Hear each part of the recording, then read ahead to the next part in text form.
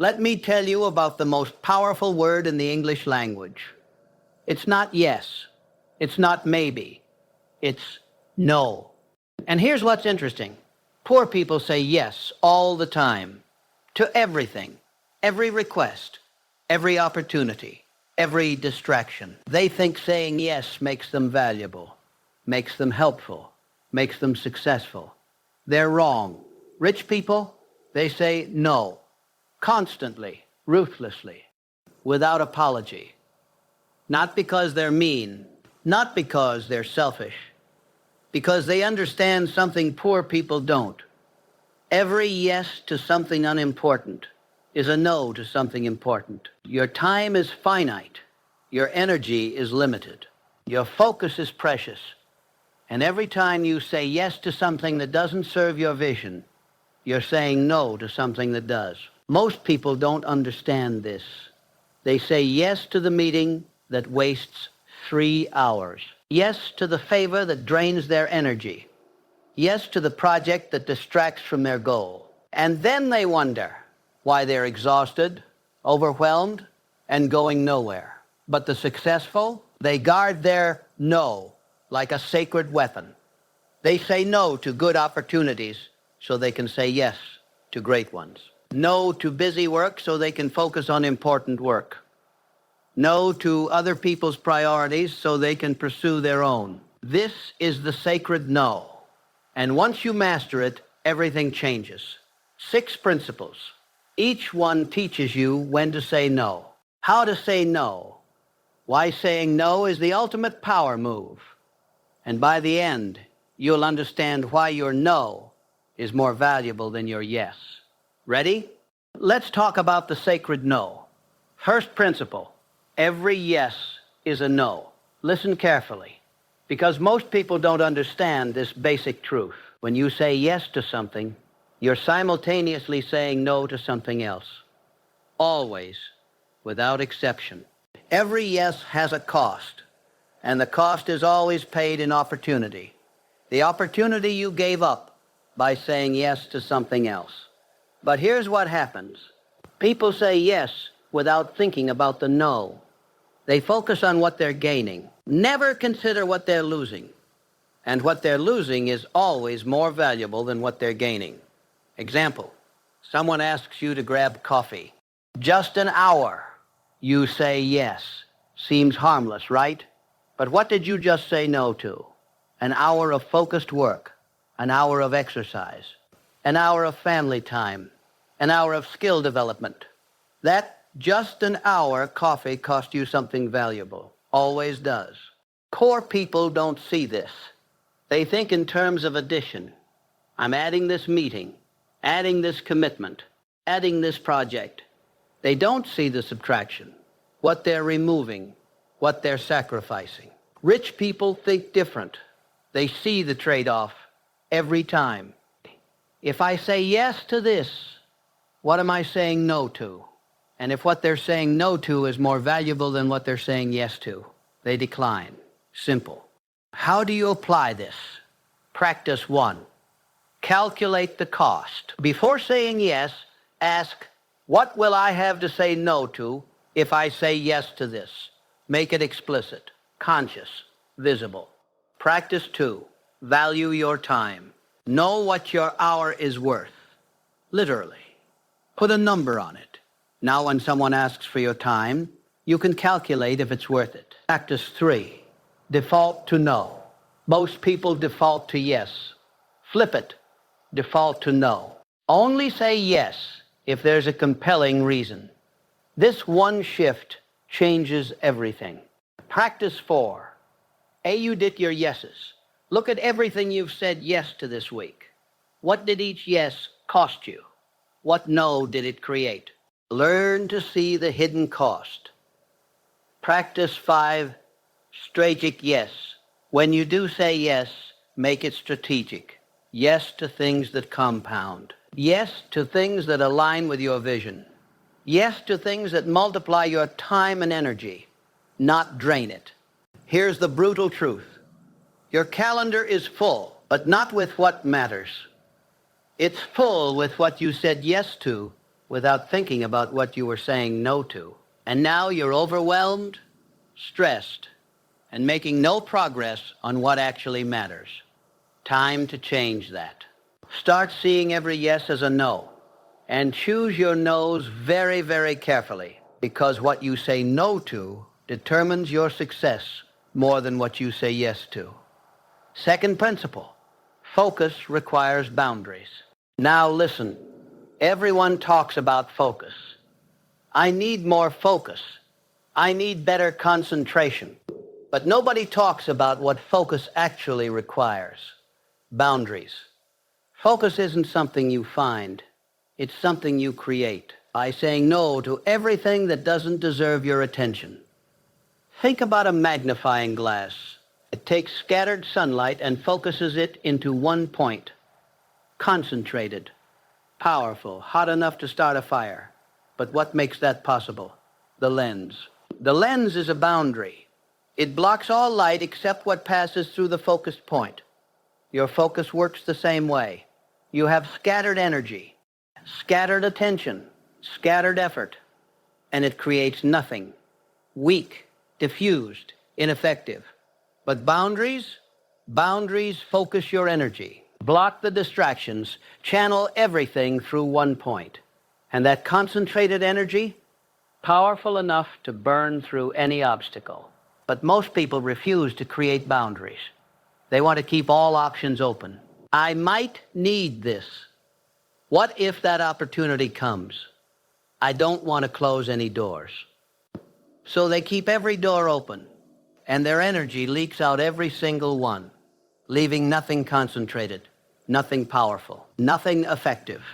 Rich people are different. They close doors aggressively, ruthlessly.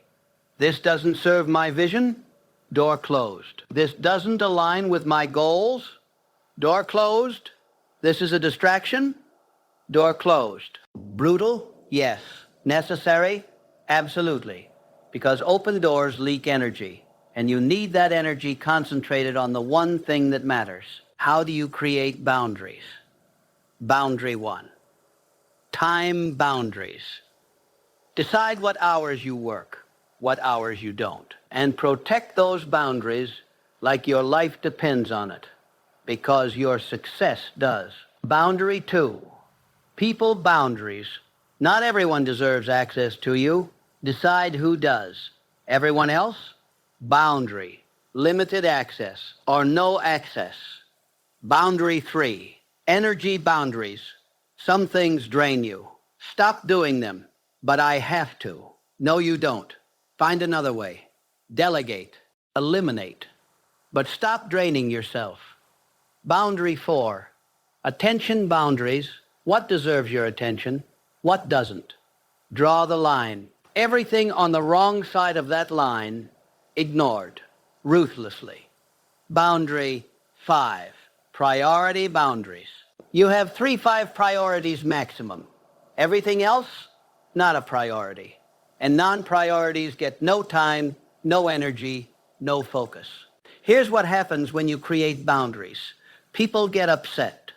You're not available anymore. You don't help like you used to.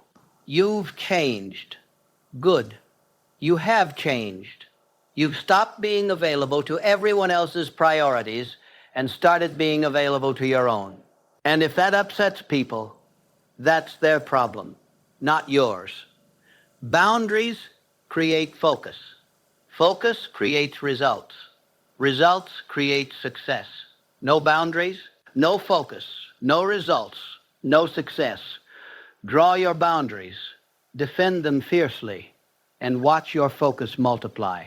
Third principle, no is freedom. This sounds backwards, right? Saying no creates freedom. Most people think the opposite. They think yes creates freedom. Say yes to opportunities. Say yes to experiences. Say yes to possibilities. But here's what actually happens. Every yes creates obligation. Commitment, constraint, you say yes to the project. Now you're obligated to deliver. Yes to the meeting. Now you're committed to attending. Yes to the favor. Now you're constrained by someone else's timeline. Each yes reduces your freedom, slowly, gradually, until you're completely trapped in a prison of your own yeses, and you can't figure out why you have no time, no energy, no freedom. But no creates freedom. Every no is a liberation, a released constraint, an open schedule, a freed energy. Say no to the project that doesn't serve you. Suddenly you have time for the one that does. No to the meeting that wastes hours. You have those hours back. No to the favor that drains you. Your energy returns. No is the key that unlocks your calendar, your energy, your life. But most people are afraid to say no. Why? 3 fears. Fear 1, missing out. What if this is the opportunity I've been waiting for? It's not. The right opportunity aligns with your vision. If it doesn't, it's a distraction disguised as opportunity. Fear 2, offending people. What if they get upset? They might. But their upset is their responsibility, not yours. You're not responsible for managing everyone's emotions. Fear 3, seeming selfish. What if they think I'm selfish? Good, because you are being selfish. Selfish with your time, your energy, your focus. And that's exactly what successful people do. How do you say no and create freedom? Freedom move 1, no without explanation. You don't owe anyone an explanation. No, I can't. No, that doesn't work for me. No, complete sentences, no justification required. Freedom move 2, no without guilt. Guilt is useless. You're not hurting anyone by protecting your time. You're helping yourself. And that's not wrong. Freedom move 3, no without alternatives. You don't need to solve their problem. No, I can't help with that. You don't need to suggest someone else. Not your responsibility.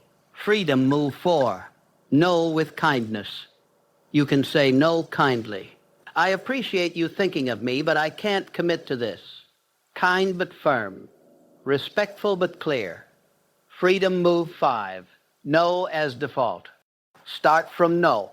Always. Only move to yes if there's a compelling reason. This creates maximum freedom. Here's the shift. Poor people say yes and feel trapped. Rich people say no and feel free. Same situations, different responses, different lives. Your no is your freedom. Use it liberally, guard it jealously, and watch your life open up. Because the more you say no to what doesn't matter, the more freedom you have to say yes to what does. 4th principle, selective is powerful. Now let me tell you something that will change how you see success. Being selective isn't weakness, it's power, ultimate power. Most people try to be everything to everyone. They say yes to every client, every project, every opportunity. I think this makes them valuable. Look how helpful I am. Look how busy I am. Look how much I do. But here's what actually happens. They become commodity, interchangeable, replaceable. Because if you serve everyone, you serve no one well. You're spread thin. Quality drops, results suffer, and you become mediocre. But selective people, they say no to 90% of opportunities. Only say yes to the 10% that perfectly aligns. And this selectivity makes them premium, exclusive, highly valuable. Think about luxury brands. Hermes doesn't make a bag for everyone. They're selective, extremely, limited production, waiting lists. Not everyone can buy. And this selectivity creates massive value. You should operate the same way. Be selective about who you work with, what projects you take, what opportunities you pursue. Extreme selectivity creates extreme value. How do you become selective? Selection criteria 1, alignment. Does this align with my vision, my values, my goals? If no, decline. No matter how good it looks. Selection criteria 2, leverage. Does this multiply my time and effort? Or does it trade time for money linearly? Only say yes to leverage opportunities. Selection criteria 3, impact. Will this create meaningful impact? Or is it just activity? Activity is not achievement. Only say yes to impact. Selection criteria 4, growth. Will this make me better? Teach me something? Stretch me? If it doesn't grow you, it's wasting you. Selection criteria 5, enjoyment. Will this energize me or drain me? Life's too short to say yes to draining work. Only say yes to energizing work. Run every opportunity through these filters. If it doesn't pass all 5, no. Doesn't matter how good it looks. Doesn't matter who's asking. No. This will feel uncomfortable at first. You'll turn down opportunities that look good, that pay well, that impressive people are offering, and you'll feel like you're making a mistake. You're not. You're becoming selective. And selectivity is what separates the premium from the commodity. Here's what happens when you become selective. Paradoxically, more opportunities come. Why? Because people value what's scarce. You're selective, therefore you're scarce, therefore you're valuable. The more you say no, the more valuable your yes becomes. And the more people want your yes. So be selective, extremely, ruthlessly, and watch your value skyrocket. 5th principle, value hierarchy. Listen, you can't say yes to everything. You know that now. But how do you decide what to say yes to? What to say no to? You need a hierarchy, a value hierarchy. You should operate the same way. Be selective about who you work with, what projects you take, what opportunities you pursue. Extreme selectivity creates extreme value. How do you become selective? Selection criteria 1, alignment. Does this align with my vision, my values, my goals? If no, decline. No matter how good it looks. Selection criteria 2, leverage. Does this multiply my time and effort? Or does it trade time for money linearly? Only say yes to leverage opportunities. Selection criteria 3, impact. Will this create meaningful impact? Or is it just activity? Activity is not achievement. Only say yes to impact. Selection criteria 4, growth. Will this make me better? Teach me something? Stretch me? If it doesn't grow you, it's wasting you. Selection criteria 5, enjoyment. Will this energize me or drain me? Life's too short to say yes to draining work. Only say yes to energizing work. Run every opportunity through these filters. If it doesn't pass all 5, no. Doesn't matter how good it looks. Doesn't matter who's asking. No. This will feel uncomfortable at first. You'll turn down opportunities that look good, that pay well, that impressive people are offering, and you'll feel like you're making a mistake. You're not. You're becoming selective. And selectivity is what separates the premium from the commodity. Here's what happens when you become selective. Paradoxically, more opportunities come. Why? Because people value what's scarce. You're selective, therefore you're scarce, therefore you're valuable. The more you say no, the more valuable your yes becomes. And the more people want your yes. So be selective, extremely, ruthlessly, and watch your value skyrocket. 5th principle, value hierarchy. Listen, you can't say yes to everything. You know that now. But how do you decide what to say yes to? What to say no to? You need a hierarchy, a value hierarchy. Most people don't have this. They make decisions reactively. Whatever comes first, whoever asks loudest, whatever seems urgent. And this creates chaos, scattered effort, no progress on what actually matters. But successful people have a clear hierarchy.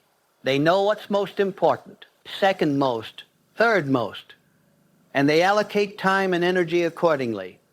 First priority gets most resources. Second priority gets less. Third, even less. Everything below gets nothing. This hierarchy makes decisions easy. Opportunity comes. Check the hierarchy. Where does this fit? Below my top 3 priorities? No. Within my top 3? Maybe. Directly aligned with priority 1? Definitely yes. How do you create your value hierarchy? Step 1. Identify your one thing. What's the single most important thing in your life right now? The one thing that, if you achieved it, would make everything else easier or irrelevant. This is priority 1. Step 2. Support cease. What 2 things support your one thing? Make it possible? These are priorities 2 and 3. Step 3. Everything else. Everything that's not in your top 3. It's not a priority. Doesn't mean it's not important. Means it's not important now. Step 4.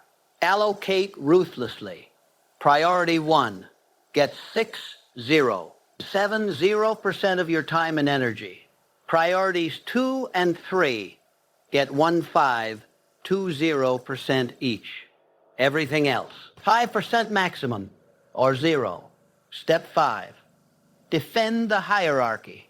When something threatens your priority, 1. Say no. Always. Non-negotiable. Priority 1 is sacred. Example hierarchy. Priority 1. Build my business to $1 million revenue. Priority 2. Maintain my health and energy. Priority 3. Deepen relationship with spouse.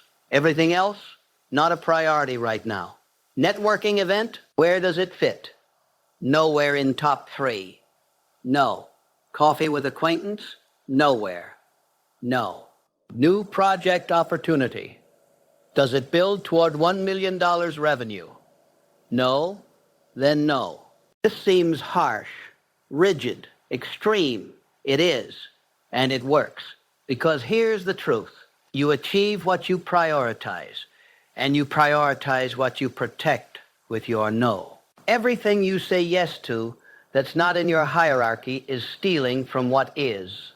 Stop letting non-priorities steal from priorities. Create your hierarchy. Defend it with your no, and watch how fast you progress on what actually matters. Most people spread their effort across 20 things. Make slow progress on all. Real progress on none.